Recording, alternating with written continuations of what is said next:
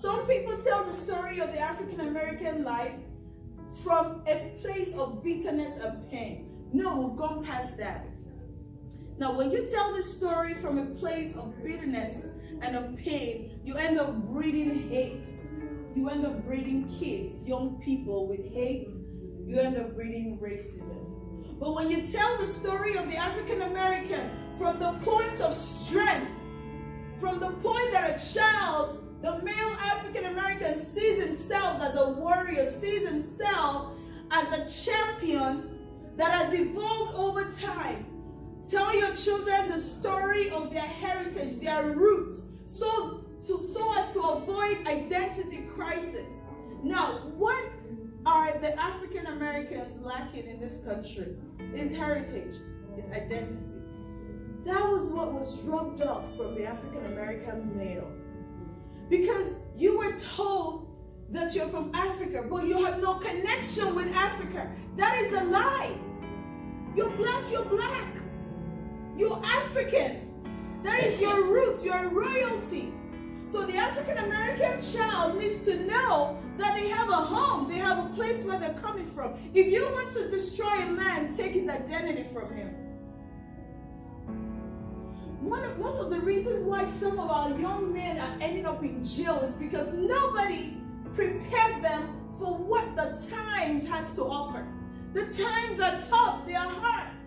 For every African American young man and young woman out there has to stand up and look into the history of our past and draw energy to appreciate the sacrifices that our fathers has put down for them to enjoy, for us to enjoy the freedom that we enjoy. So when we tell our stories, no one can tell our stories better than us, black.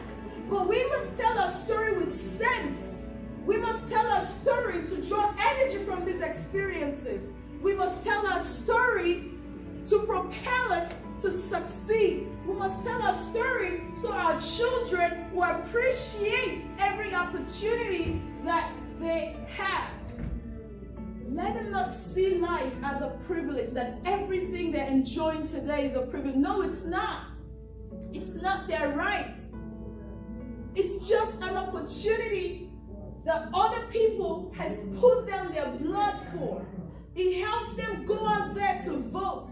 It helps them get in politics and support every black person vying for a position in the government. It helps them support policies that are considering the brothers and sisters incarcerated. It helps them look at prison reforms. It helps them look at the colleges, the black colleges, and how many scholarships our children are getting. It helps them look at science, all the scientific reforms and the abilities for our children to become scientists. These are the things that we should prepare the black man to fight for. Not just to fight vocally and abusively without sense. The African American has come a long way. Today, I stand before you as an African, as a descendant from Mother Africa. Now, what is Mother Africa? Have you asked yourself, what is Mother Africa? What does it mean? We all say Mother Africa, Mother Africa. A mother is an unlimited well of resources. And that is why a mother can multitask. A mother can breastfeed, can carry a baby, breastfeed the baby, and cooking in the kitchen, at the same time taking a phone call, at the same time talking to the kids. Oh, you sit there, you do this. At the same time, she's doing everything. Motherhood is an unlimited well of resources. Africa, Mother Africa, simply means an unlimited land, a limitless land where there is milk and honey, a virgin land where there's lots of opportunities for you to cultivate. We have various cultures, diverse cultures, traditions, and we coexist in the same place. And guess what? Africa is the new. Everyone is going to Africa. All the countries, even China, their best market is Africa. America is going to Africa. What are they looking Africa. The same Africa that they've been going to right from the 1800s are still there. And since they've been there, still the resources are still untapped. So I'd like you to know that Africa is not a jungle. Africa is not where monkeys are. All the amenities you could think about, all the beautiful homes and beautiful environments, the nature is right there. It's a place, it's home for all. And we Africans, we are all connected, whether African American, whether African, we are all one. And I stand before you today to define, to let you know that Black History Month has different definitions. The way you define Black History Month will definitely be different from the way you define Black History Month. But guess what? How has these sacrifices impacted your life? What do you understand as Black History Month? What does it mean to you? How do you identify success? To me, Black History Month is my ability to measure my success from the first day I walked into this country. Black History Month to me, Jemima, is for me to look back to all the no's I got from all the opportunities, all the times I was told that I had access. And I look back and today I surpassed it.